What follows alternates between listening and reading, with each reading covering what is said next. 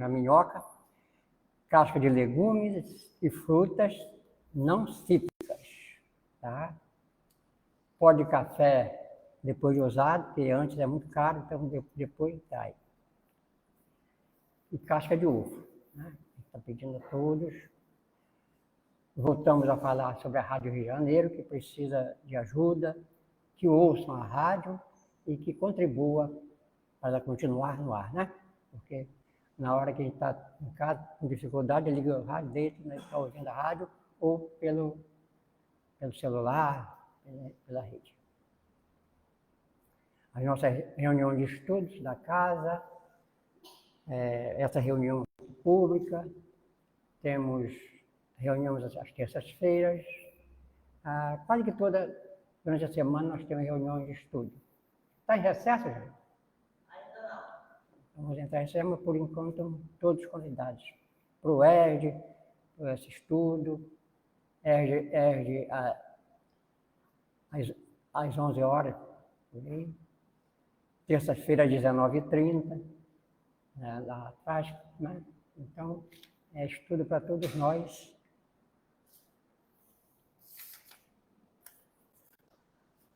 O estudo é sempre importante, precisamos estar renovando, né? Estudar sempre. Então, vou fazer a página agora, para depois a gente fazer a prece para iniciar, né? Então, o título da página é Jesus, pelo Espírito Camilo, mensagem psicografada pelo médium Raul Teixeira, na Sociedade Espírita Fraternidade, Niterói, RJ. Chegou ao mundo nos braços de uma tecelã e de um modesto carpinteiro, cercado pela moldura da natureza em festa. A sua vida se desenvolveu desde cedo, demonstrando a que viera, quando dialogou com os doutores do templo aos 12 anos de idade, conforme rezam as tradições. Conviveu com todos os tipos de criatura, exaltando a simplicidade e a alegria de viver, a fidelidade ao bem e à fraternidade, a responsabilidade nos atos e o amor. Falou sobre o bem, sentindo-o. Ensinou o bem, vivenciando e a ele se entregando. Passou pela terra como a brisa que sopra na primavera, deixando o aroma da sua passagem numa verdadeira floração de bênçãos variadas. Esteve no mundo como marco de permanente esperança, insuflando coragem nas almas aterradas de pavor ante as próprias deficiências.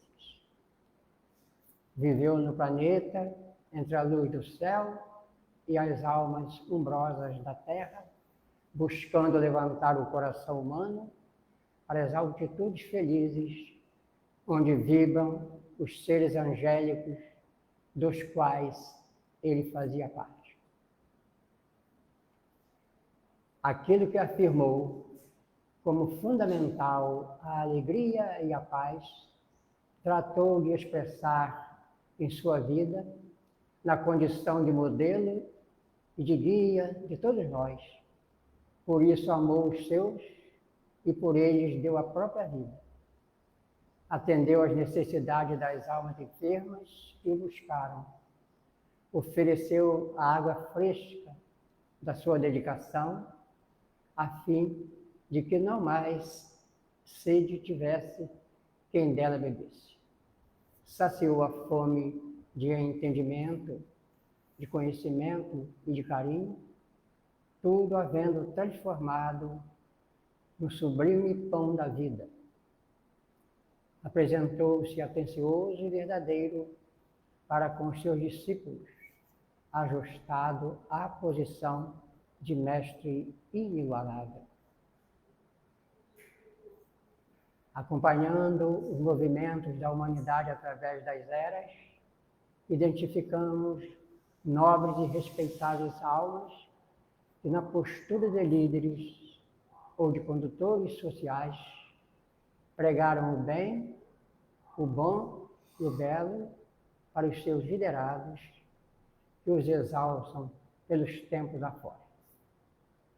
Quando, diante da indagação de Allan Kardec aos imortais acerca de qual era o espírito mais perfeito oferecido ao mundo para servir de guia e modelo à humanidade, os mentores planetários repostaram dizendo que era Jesus.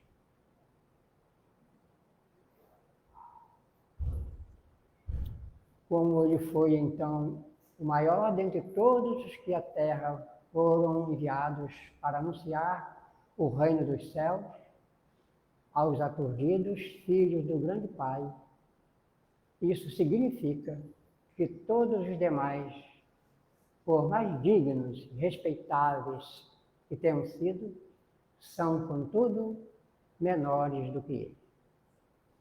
Mensageiros da divindade, todos os demais vieram atender aos programas do Criador, atidos às épocas, às culturas, às inclinações morais.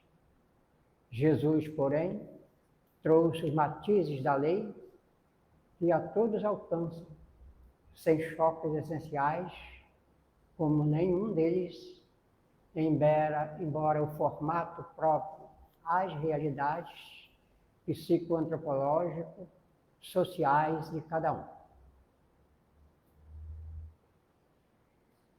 Somente Jesus Cristo conseguiu ensinar e exemplificar com seu viver as lições que nos passou. E se hoje, quando evocamos o seu luminoso Natal, nós vemos engolfado nessas ondas de felicidade, é porque o Senhor de Nazaré, mais e melhor do que qualquer outro, transformou-se em caminho, em verdade e em vida para todos nós, em todos os tempos e em todas as dimensões da vida terrestre. Graças a Deus.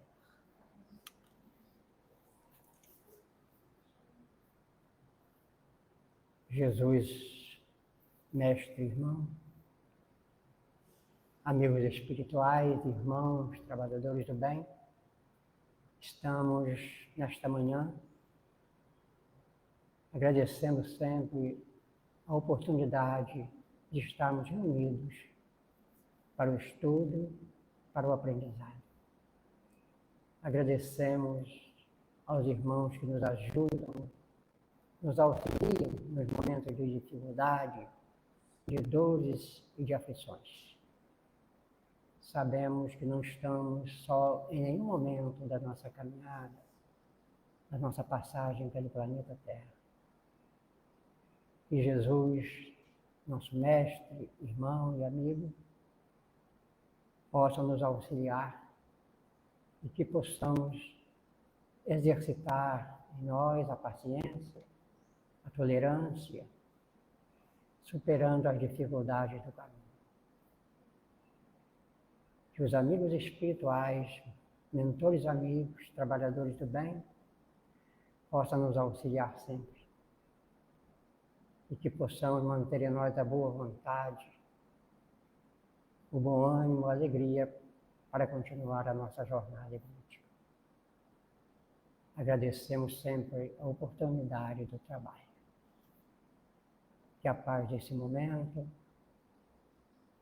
e depois dessa página tão importante, possamos envolver os nossos familiares, nossos irmãos, companheiros enfermos, irmãos que deixaram o corpo físico. Que Jesus, nosso Mestre, possa nos ajudar sempre e que possamos ajudar os nossos irmãos dentro das nossas possibilidades. Em nome de todo bem, estamos iniciando o nosso estudo da manhã. E assim seja.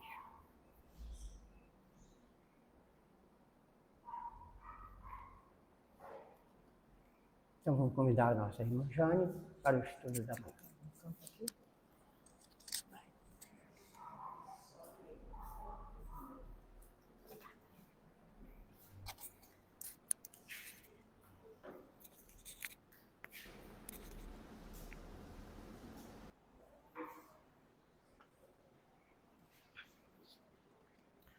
Bom dia a todos. E eis que chegamos a mais um dezembro. Graças a Deus, né? Falei, Laurinha, a página hoje é grande, mas não dá para fugir dessa página, porque nós, especialmente no planeta Terra, precisamos muito dessas datas que marcam para nós épocas. Nós precisamos dessas pausas, precisamos dessas lembranças. E dezembro é uma dessas datas em que nós temos oportunidade de revisitar, de rever, de repensar toda essa estrutura organizada por Deus, nosso Pai, e colocada por confiança nas mãos de nosso irmão maior, de Jesus, que na doutrina espírita o reconhecemos como sendo governador do planeta Terra. E como governador do planeta, tem alguns livros que contam que nesse mês de dezembro, Jesus com a sua caravana se aproxima um pouco mais da Terra. E é interessante que lá naquele livro Boa Nova, do Humberto de Campos, tem um dos capítulos, que até falei sobre ele, que no plano material, a organização material de Roma, ainda naquela época, em que Roma era um império, a organização material recebia um governante que não tinha uma expressão muito firme, não era assim tão famoso, tão querido, não tinha uma presença tão marcante, mas que apesar daquele governador material não ter essa presença marcante, todo o império, durante o seu governo, sentia uma atmosfera diferente. E conforme Humberto de Campos vai contando, vai narrando, vai falando que é justamente pela proximidade da presença de Jesus, pela sua vinda próxima ao corpo material, que mesmo não sendo um daqueles governantes lustroso, que tivesse uma presença pessoal marcante, era até bem complicada a situação dele, tanto fisicamente, como emocionalmente, como dentro da família que ele trazia, era o Caio César. Ainda assim, a atmosfera que se sentia em Roma naquela época era diferenciada. E os mais sensíveis podem perceber também, no mês de dezembro, uma atmosfera diferenciada no planeta. Se nós estivermos atentos, vamos perceber isso também. É a visita, né, de Jesus que se faz mais presente, não por necessidade dele, mas por atendimento à nossa necessidade material. Então, bem-vindo aí mais um dezembro para nós. E esse mês nós vamos visitar um livro que é de uma série. Esse vai ser Em Torno do Mestre, ditado por Vinícius, que é um pseudônimo de Pedro de Camargo, que fala de muitas passagens de Jesus aqui sobre a Terra. Esse Em Torno do Mestre vai trazer muitas lições. Se não me engano, são 3 livros nessa coleção. Nas Pegadas do Mestre, Em Torno do Mestre, e o outro não estou lembrada agora. Se lembrar, ao longo a gente fala.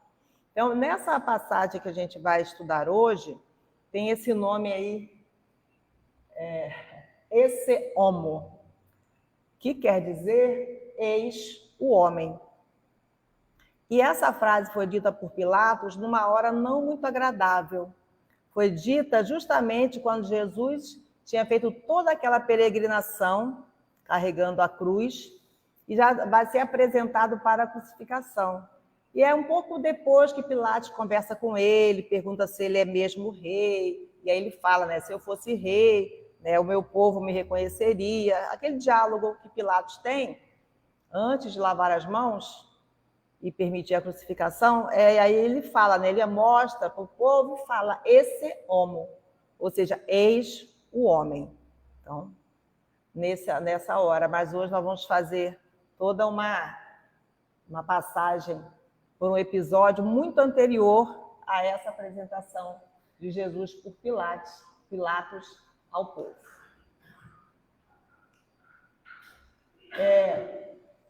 Começa aqui falando na autoapresentação de Jesus. Então, ele mesmo se apresenta.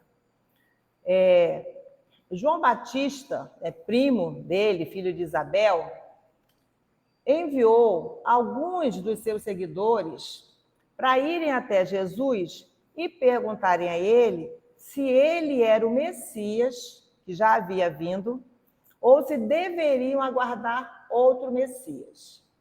E Jesus, nesse momento, não fala se ele é ou se ele não é. Ele convida aqueles emissários de João Batista para prestarem atenção num dia de tarefa dele. Então, ele convida e os emissários ficam observando. O que acontece nesse dia de tarefas?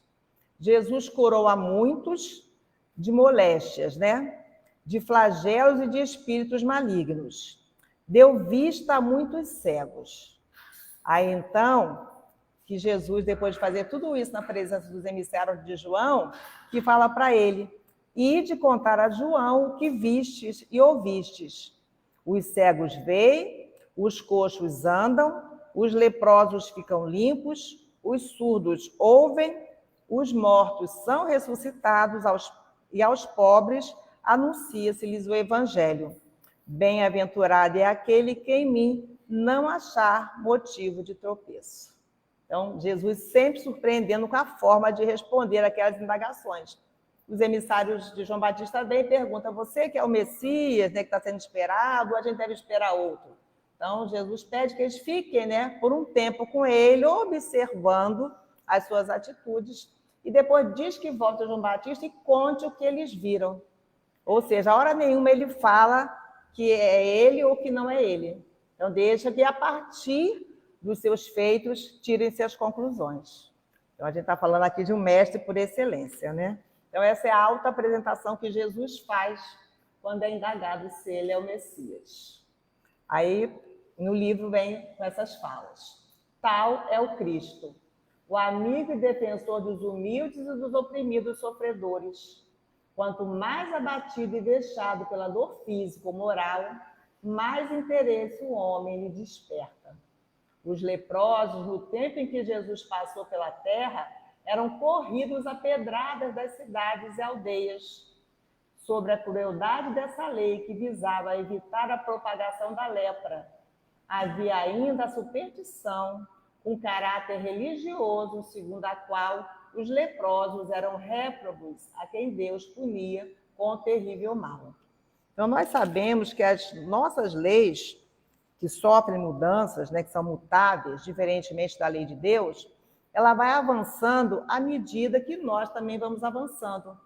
À medida que a humanidade avança, as leis também vão ficando mais coerentes, mais justas, inclusive. Então, naquela época, nas condições de insalubridade que vivia o povo, que era a cidade, eles não tinham muito mais opções do que evitar que aqueles que eram contaminados pela lepra, como era chamado naquela época, não chegassem até a cidade. Então, para evitar que os leprosos chegassem até a cidade e contaminasse toda a cidade, dizimasse, a lei era bem cruel. A lei prescrevia que eles fossem apedrejados. Então, se os leprosos tentassem chegar à cidade, eles eram apedrejados, eram mortos ali, para evitar o contágio de toda a população. Mas olhem a crueldade como eram tratados. E se não bastasse essa forma cruel de serem lá colocados no Vale dos Leprosos, eles se agrupavam entre eles e se ajudavam entre eles, porque não tinham como se aproximar de outros. Então, para além dessa crueldade material, ainda tinha a crueldade moral, de apontar os leprosos como aqueles que eram réprobos, que não eram amados por Deus e que recebiam de Deus aquele castigo. Então, quer dizer, tinha uma punição física, material, e tinha também uma punição moral, um julgamento moral. Então, aqueles que contraíam a lepra, moralmente, eram inferiores. E aí a gente observa quanto aí nas nossas encarnações, nos tempos, nós temos de experiência de julgamento, de julgar a situação do outro. Ainda hoje, de forma assim bem grosseira, bem ignorante, ainda acha-se isso. Se alguém está passando por uma dor, uma dificuldade séria, algumas pessoas, creio eu e desejo que sejam pouquíssimas, pensam assim, ó, fez por merecer.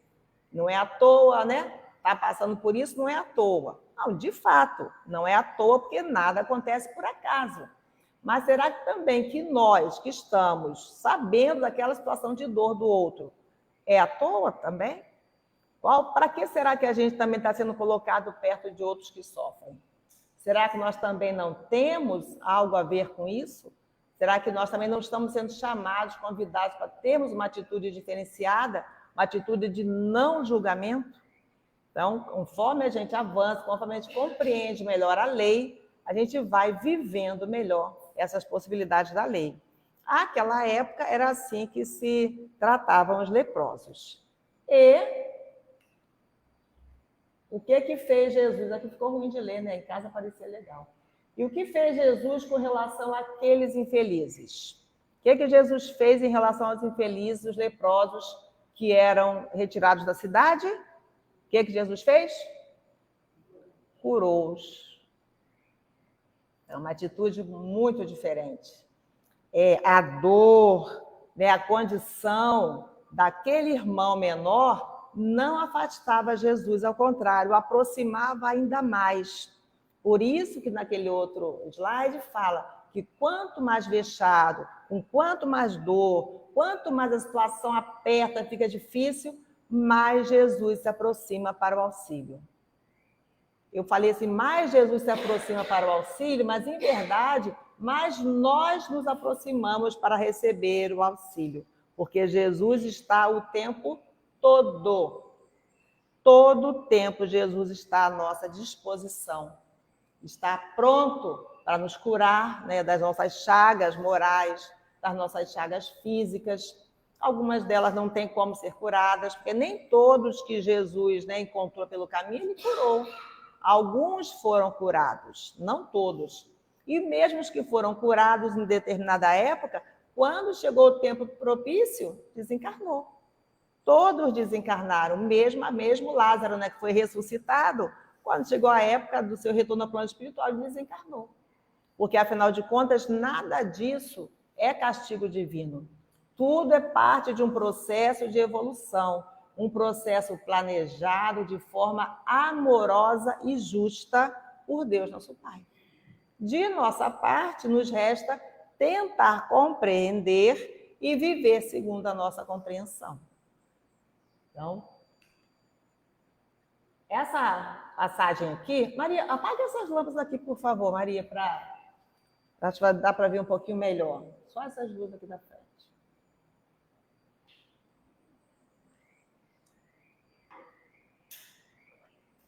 Léo, essa imagem aí é aquela em que Jesus se abaixa e começa a escrever na areia. Que passagem é essa? Quando é que isso acontece? Quando ele está diante de que situação? Da mulher adúltera, que era outro segmento da sociedade que também era tratado com muita crueldade pela lei daquela época. A mulher adúltera, e só tinha mulher adúltera, né? Nós sabemos, homem adúltero não tinha. Só tinha mulher. Olha como a luta feminina, é antiga. Preservava os homens, né? Mas a mulher era condenada também a ser apedrejada em praça pública, né? Até a morte. Então, esse episódio ali que aparece Jesus escrevendo na areia, conta, né, que ele vinha escrevendo ali vários pecados, entre aspas, que as pessoas que estavam ali cometiam. Então, ele é pego nessa hora ali, tentam pegá-lo, né, de uma forma para incriminá-lo, e ele, conhecendo o caráter do povo naquela época, como conhece o nosso caráter hoje, ele não diz nem que sim, nem que não, ele se reporta a César em alguns momentos, mas ele não dá uma resposta, porque ele sabia muito bem que qualquer resposta que ele desse ele seria condenado ali mesmo, né, por agir contra César. Então ele abate-se e começa a escrever, né? Tipo adúltero, vários defeitos, né? Aqueles que faltavam com sinceridade, os que faziam furtos, os que roubavam. Começou a escrever na areia. Então é nessa hora ali que vem a multidão trazendo uma mulher que já começava a ser, né, apedrejada, e os discípulos, né, colocam perto dele e perguntam: a lei diz que é para ser apedrejada, e tu que dizes? Então nessa hora o que ele diz é: aquele que se julgar isento de culpa, atire a primeira pedra. Ele também não falou que era para atirar ou que não era para atirar, né? Se ele mandasse atirar, diriam: viu? É mais um. É igual aos que governam aqui. Se ele dissesse para não atirar, falar: olha, está indo contra a lei, também tem que sofrer ali as punições que a lei prescreve. Então, Jesus, nessa hora, mais uma vez, devolve a pergunta. Porque, gente, não tem resposta pronta. Não tem receita prontinha para ser aplicado por todos da mesma maneira para dar o mesmo resultado. Não tem. As respostas estão em nós mesmos. As respostas nós precisamos buscar em nós mesmos. E diante de tudo que nós já sabemos. Sinto muito, mas nós que estamos na doutrina espírita, temos muito mais respostas. Todas as respostas nós podemos encontrar e fazer uso delas, né? Então, nessa passagem aqui, Vinícius separa esses dois segmentos da sociedade, os leprosos e as adúlteras, para falar da maneira diferenciada e impactante como Jesus tratou aquela época. Sim.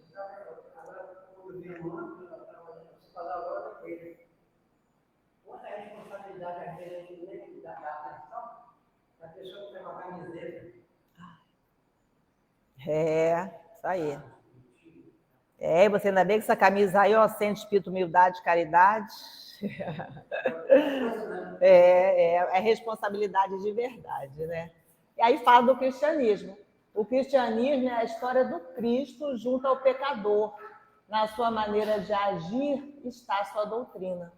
Cumpre, portanto, deixar de lado as teorias, o escolasticismo, né? A escolástica, a escola, né? Os dogmas, os rituais e anunciar Jesus Cristo tal como ele é, qual ele próprio se apresentou aos emissários do Batista, sarando os enfermos e anunciando aos humildes o evangelho do amor. E bem-aventurados aqueles que se não escandalizarem nesse Jesus, que é o real e o verdadeiro Cristo de Deus. Então, o cristianismo é a história do Cristo junto aos pecadores, junto àqueles que o seguiam, junto àqueles que os buscavam. Então, nos livrarmos, né, ficarmos livres de dogmas, de idealismos que não correspondam à verdade, à realidade do Cristo, também vai nos libertar o quanto antes, a nos tornar livres diante dessa verdade o quanto antes e vai nos fazer felizes. Então, é a história do cristianismo. Até aqueles, né, que não são cristãos, né, tem comunidades, sociedades inteiras que não são cristãs, mas que quando começam a saber da história do Cristo, não das igrejas, não dos dogmas, mas da história do Cristo, querem saber mais, querem saber dos seus feitos, querem saber de como ele pensava, querem saber qual a mensagem trazida por ele, o Cristo de Deus, e não os dogmas, não as criações humanas, que as religiões são criações humanas, necessárias à nossa organização, claro. Por isso que há diversas religiões, com diversas formas de se organizar. Mas isso tudo é para atender necessidades nossas, como encarnados nesse momento aqui. Mas o cristianismo mesmo é a história do Cristo junto aos pecadores, junto aos humildes. O método para ensinar a verdade religiosa é o mesmo que se emprega para ensinar a verdade científica, dedução e indução. Ora, temos que partir dos fatos para seus efeitos. Viu quando os emissários de João Batista perguntam: tu és o Cristo, tu és o Messias que estamos aguardando? Aí o que ele faz? promove que aquele grupo assista, analise as coisas que ele fazia, né, a ação, para depois remontar a teoria. Assim que o Espiritismo se organizou também. O Espiritismo tem essa organização também, né? Kardec, para fazer a codificação, para comentar, partiu da observação. Foram os espíritos que se manifestaram, foram os fenômenos físicos que aconteceram primeiramente. Aí, depois dos fenômenos físicos, é que, sendo analisados, organizou-se a teoria ditada por eles mesmos. Então, é esse método que Jesus usa para se anunciar, é o método também que o Espiritismo usa, porque o Espiritismo é o cristianismo redivivo, é o Cristo em nós, né, num formato que nós já podemos acessar. Então, está ali. Ora, temos que partir dos fatos para seus efeitos. Ora, destes somos levados a remontar aqueles, né, os fatos, né, os efeitos. A gente remonta, a gente analisa a partir do que estamos vendo como sendo fato. Não se pode mais impor crenças. Temos que convidar o povo a raciocinar conosco. A fé oficializada está nos últimos estertores. Não tem prestígio moral, não tem vigor. Jaz há muito na esterilidade. Então, não temos mais como impor fé, impor crença a ninguém. Especialmente de forma dogmática, de forma, algumas vezes, até ameaçadora. Ameaça, né, com o inferno, ameaça com dores, com castigos. Então, não temos mais como fazer isso. Convidar, sim. Convidar, porque aí cada um aceita ou não o convite, e aceitando o convite vai procurar entender qual é o postulado colocado ali e vai seguir ou não seguir.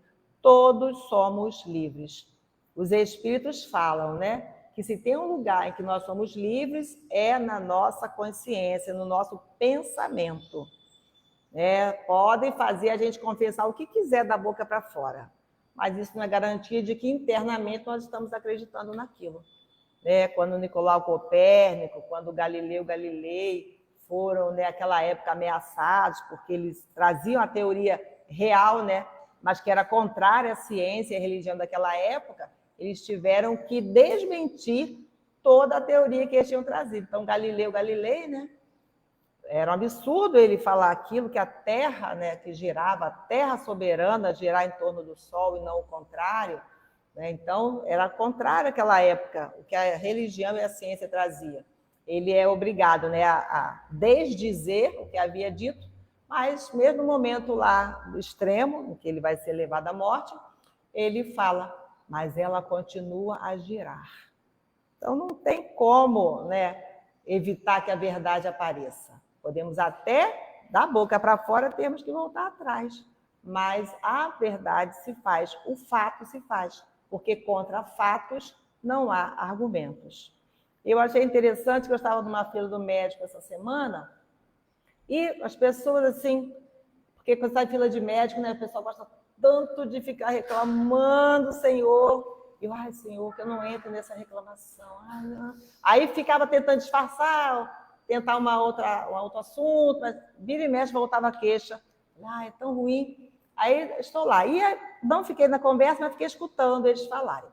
Aí uma pessoa contando, uma mulher que estava viúva, o marido havia desencarnado, da maneira como ele tinha pedido, né? Ele teve um infarto fulminante, ele pedia muito para não ficar na cama e tal. Então, ela não estava nem triste por ele ter desencarnado, não, ela estava bem conformada, feliz porque Deus tinha atendido ao pedido que ele fazia e tudo, contando isso. Aí depois contou que tinha ido num centro espírita, falando lá com uma outra pessoa, e que o fulano tinha se manifestado, uma outra parente tinha manifestado, falado várias coisas. Aí o outro falou assim, né? Dizem que se a gente fica chorando, a gente atrapalha o retorno do espírito, né?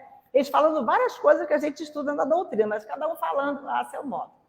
Aí tá. Aí daqui a pouco, eles mesmos falando assim, né? Mas ninguém nunca voltou para contar, né? Aí eu falei, aí eu escutei e falei, não vou falar nada. Mas como pode? A gente mesmo não se escuta. As próprias pessoas que estavam dizendo que tinham ido a um centro espírita, que tinham recebido mensagem dos seus parentes desencarnados, que inclusive um filho, né, cuja mãe recebeu a mensagem, pedia para ela não ficar chorando, que estava atrapalhando a ele. Aí um contando para o outro, depois dá essa tirada aí, né? Mas ninguém nunca voltou para contar, né? Aí eu, não entendi nada. Aí mesmo que eu não quis entrar na conversa. Falei, não, gente, não vou entrar nessa conversa, deixa cada um conversar como entende. Então, quer dizer, a gente fala coisas e às vezes nem escuta o que está falando. Gente, eu estava achando que os dois já estavam até convertidos ao espiritismo. Não. Né? Mas ninguém nunca voltou para contar. Falei, O meu pai também falava isso. Meu pai falava, não, ninguém nunca voltou para contar. Aí eu, tá bom. E dei para ele um livro dos Espíritos uma época. Ele era muito inteligente, lia muito, é inteligente, lia muito, aí deixou lá um tempão o livro dos Espíritos lá guardado. Aí eu sei que um dia, mas ele disfarçado, um dia ele falou com a minha irmã mais velha, não quero me meter nisso não, mas isso tudo que está aí é verdade, no livro dos Espíritos. Falou para a minha irmã mais velha, ele mesmo não queria se envolver, mas falou, isso tudo que está aí é verdade. Então, é interessante as escolhas que nós fazemos. Ele dizia que ele era católico, apostólico, romano, não praticante. Ele dizia que ele era assim. Mas praticava muito bem, porque ele trabalhou mais de 30 anos como voluntário na Igreja Católica, formando eletricistas. Ele era eletrotécnico, ele montou uma bancadinha, uma escola, formou muitos eletricistas gratuitamente lá na igreja. Ela falava, ele não sabe nem se autodenominar não praticante. Ele não ia à missa, não gostava de ir à igreja e tal, mas ele fazia, né, o bem. Fez tanto tempo esse bem institucionalizado por ele mesmo. Então, quer dizer, a gente fala coisas, mas também não sabe bem o que está falando. Então, impor crenças, impor religião, isso não tem, cada vez tem menos cabimento agirmos assim. Então, não tem vigor, né, não tem prestígio moral essa imposição. Então, os fatos é que precisam ser observados. O momento reclama uma religião que melhore o mundo. Aí eu fui lá no Livro dos Espíritos, na questão 842, onde Kardec pergunta: como todas as doutrinas alimentam a pretensão de ser a expressão única da verdade, por que indício se poderá reconhecer a que tem o direito de se apresentar como tal? Então, qual doutrina tem direito de se dizer de verdade que é a verdade, que é a verdadeira doutrina? Resposta: será aquela que mais homens de bem e menos hipócritas fizer. Isto é, pela prática da lei de amor e de caridade, na sua maior pureza e na sua mais ampla aplicação. Esse é o sinal porque reconhecereis que uma doutrina é boa, visto que toda doutrina que tiver por efeito semear a desunião e estabelecer uma linha de separação entre os filhos de Deus, não pode deixar de ser falsa e perniciosa. Então, todas as doutrinas, né, que pregarem o amor, que pregarem o auxílio mútuo, é considerado uma doutrina que traz em si a verdade.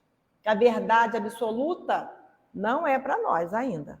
Então, qualquer doutrina que esteja pregando o amor, pregando a prática do bem, essa está com a verdade. Essa merece ser chamada de doutrina verdadeira. Então, tudo que fomentar a separação, a discórdia, a briga, né, o preconceito, o ataque a quem tem ideias diferentes, o exterminar aqueles que pensam diferente, tudo isso não pode ser considerado como uma doutrina verdadeira. Agora, se a pregação for para o amor, pelo amor, essa está com a verdade. Então, cada um pode pegar no seu guichê, né? Como uma vez falaram com o Chico Xavier, sobre algum conhecido, não sei, não me lembro agora se era parente, que tinha saído do espiritismo e que tinha ido para uma outra religião. Aí o Chico falou assim, não tem problema, vai receber no outro guichê. Né? São vários guichês, cada um vai receber de acordo com a sua crença. E no plano espiritual, os espíritos se reúnem, como aqui na Terra, por afinidade. Então, aqueles que se afinizam com o eixo ou com aquele culto, vão se reunir por afinidade. E os espíritas vão se reunir por afinidade sobre o espiritismo. Os católicos, tem igrejas católicas no plano espiritual, tem templos protestantes no plano espiritual. Os espíritos vão lá, se reúnem, fazem seus rituais de crença, porque a natureza não dá saltos, a natureza respeita a nossa forma de compreender. Então, a doutrina que fizer mais homens de bem e menos hipócritas, né? Seria a hipocrisia, está falando uma coisa e está agindo de outra maneira.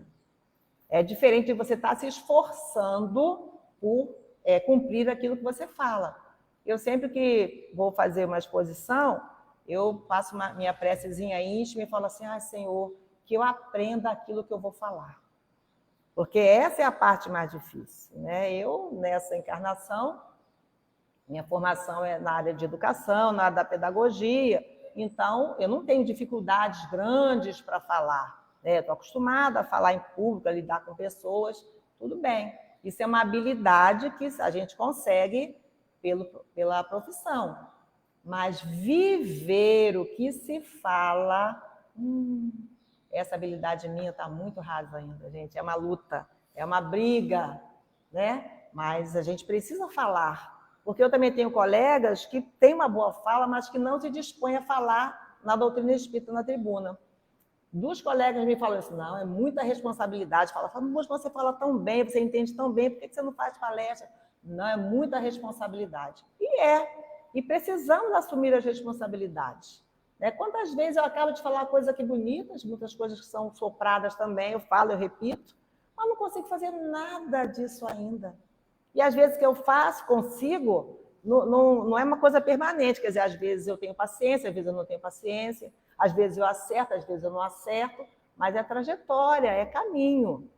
Agora, a hipocrisia mesmo é você planejar o mal e ficar falando o tempo todo do bem. É diferente de você falar do bem e ainda não conseguir praticar.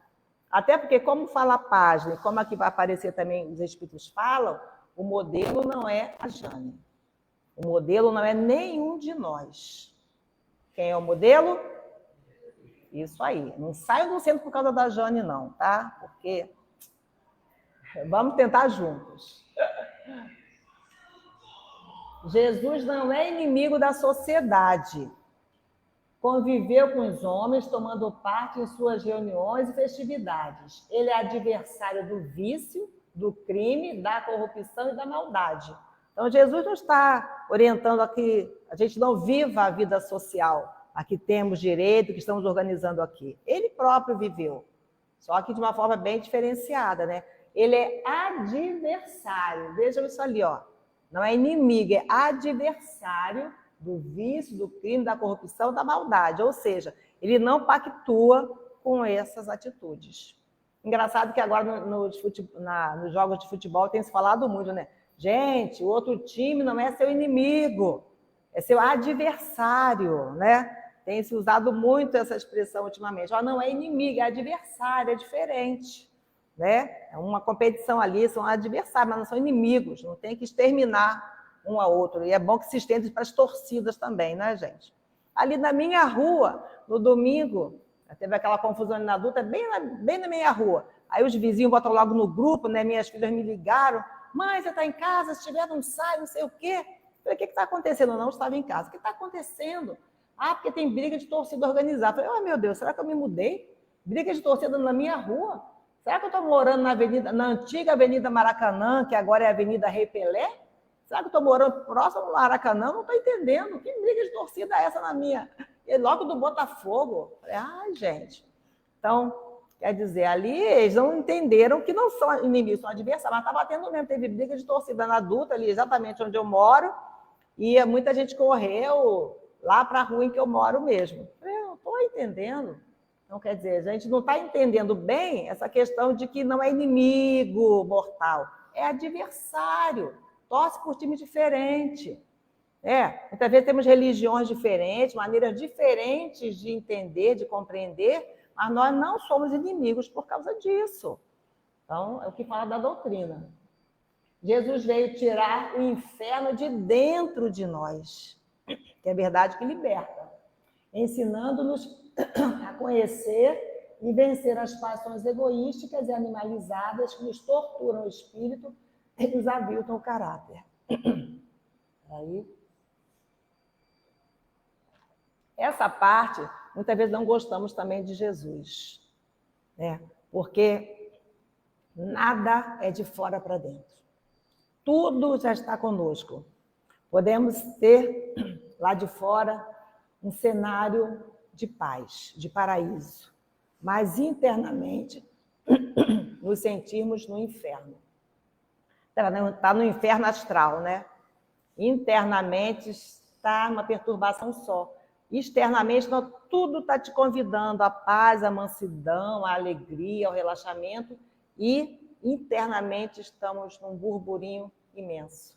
Então, Jesus veio nos ajudar a sairmos desse inferno interior e que nós mesmos causamos, tá, gente? Os mais revoltados, não, é impossível. O Espiritismo acusa muito a gente. Não, gente, não tem acusação nenhuma.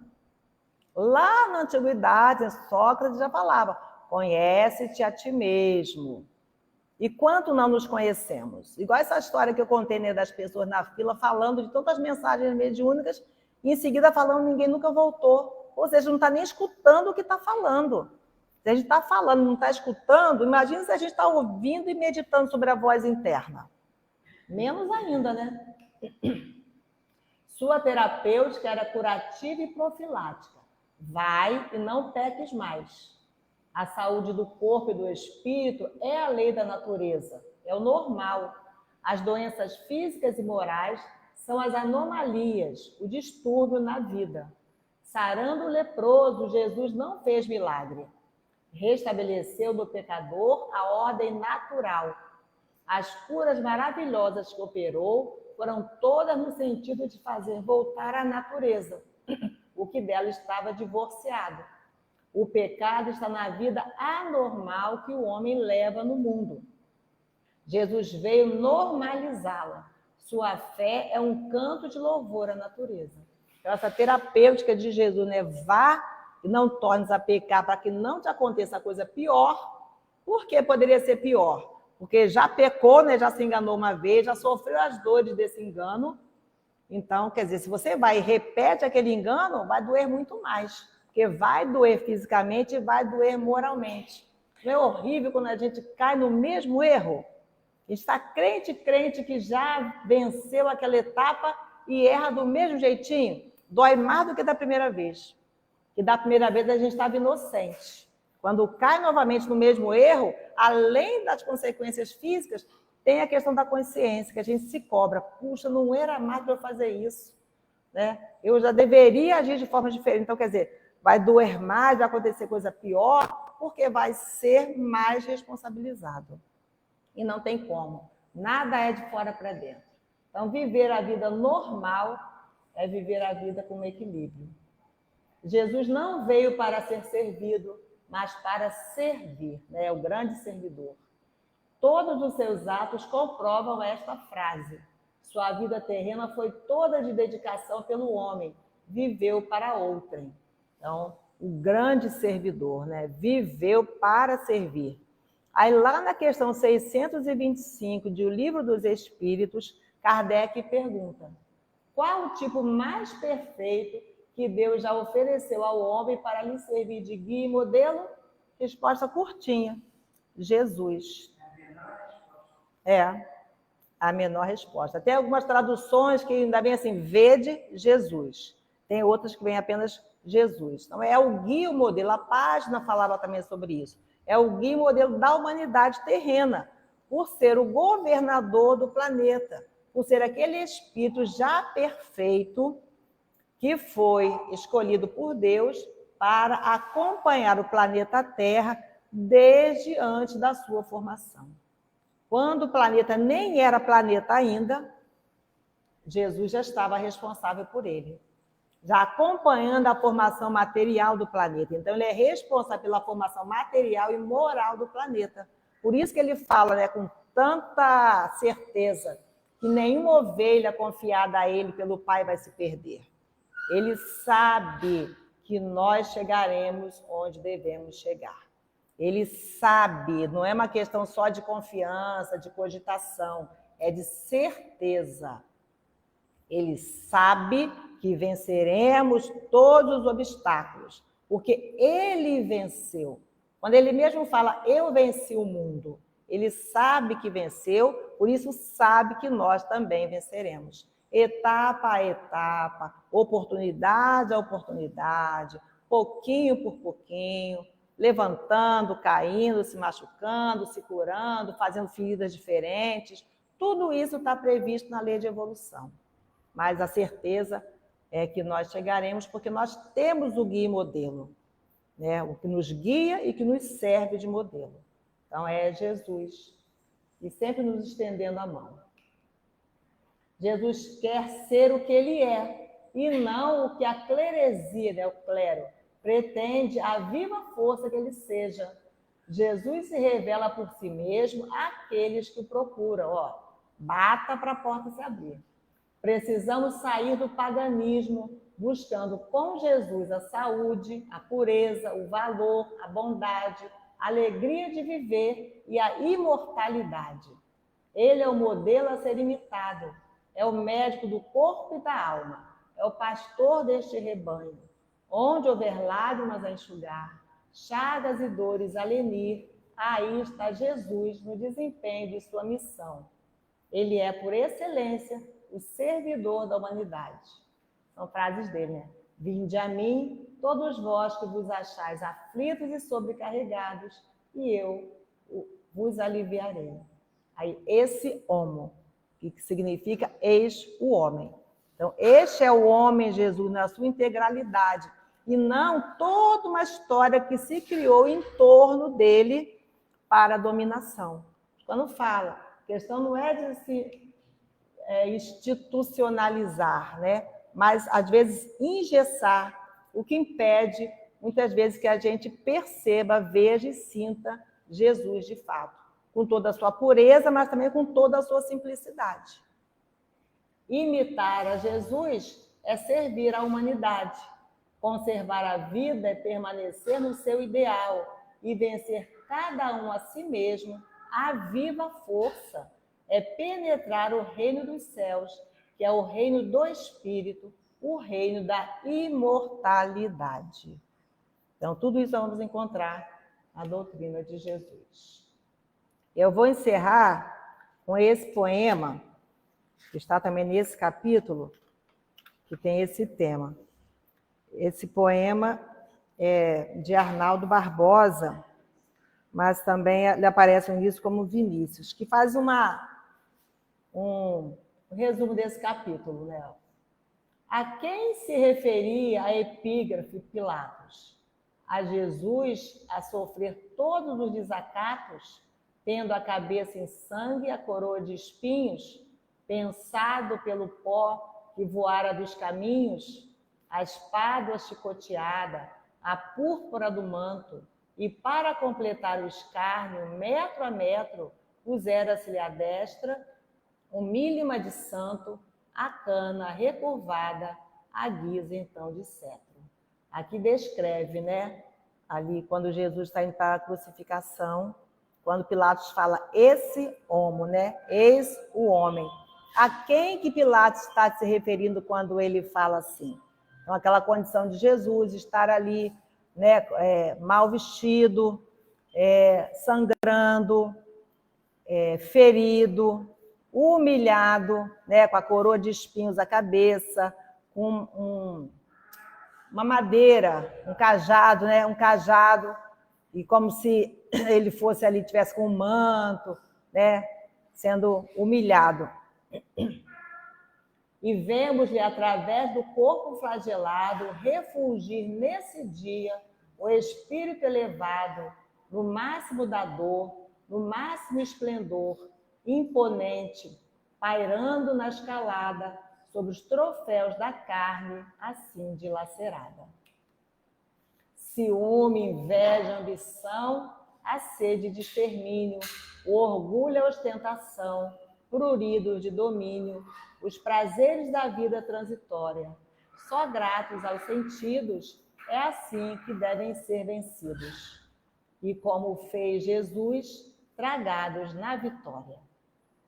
Imitá-lo é dever nosso, ainda que a esmo, aprender cada um a vencer a si mesmo. O esse homo de Pilatos, além de frase de renome que nada mais consome, é um símbolo que os fatos enriqueceu, pois que só deve ser apresentado como homem quem assim vilipendiado, torturado, venceu. Então, olha a profundidade, né? Ser apresentado como homem de forma integral, só aquele, né, que após sofrer todas as torpezas, sofrer todas as injúrias, vence. Como Jesus venceu o mundo e como Jesus sabe que nós também venceremos o mundo. E estamos vencendo dia a dia, passo a passo. Então vamos passar um dezembro aí mais atentos. Durante todo o mês nós vamos estudar algumas lições desse livro em torno do Mestre. Então busquemos mesmo por esse título, estarmos em torno dos ensinamentos de Jesus. Porque estando em torno desses ensinamentos, nós temos mais possibilidades de adentrarmos como prática o que Jesus nos tem trazido, o que essa figura magnífica, né, escolhida por Deus para nos servir de modelo e de guia. Então, eis o homem, eis Jesus, sigamos.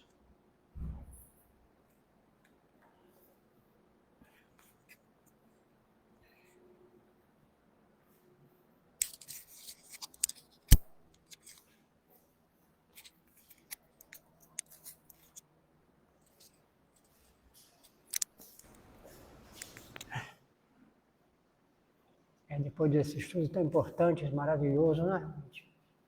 Um momento de refletir, mês de dezembro que já começou ontem, né?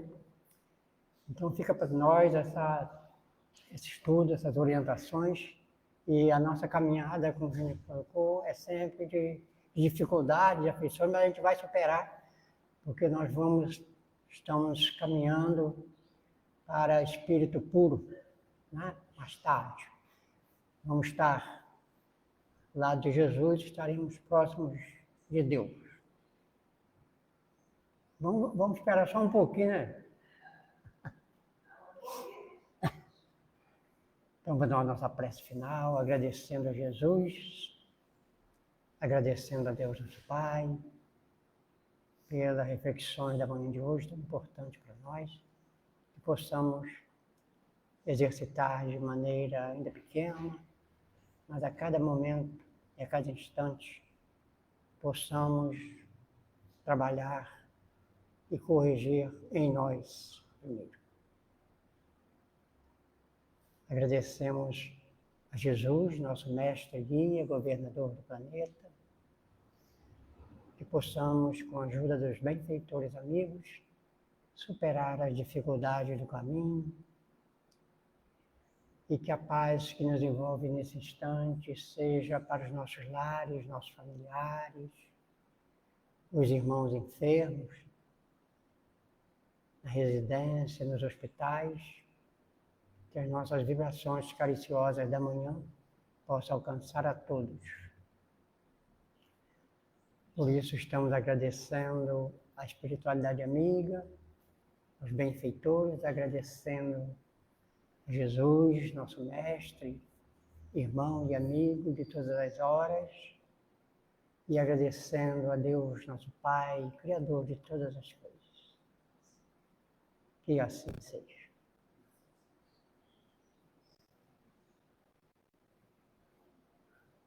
Então, o momento do passe,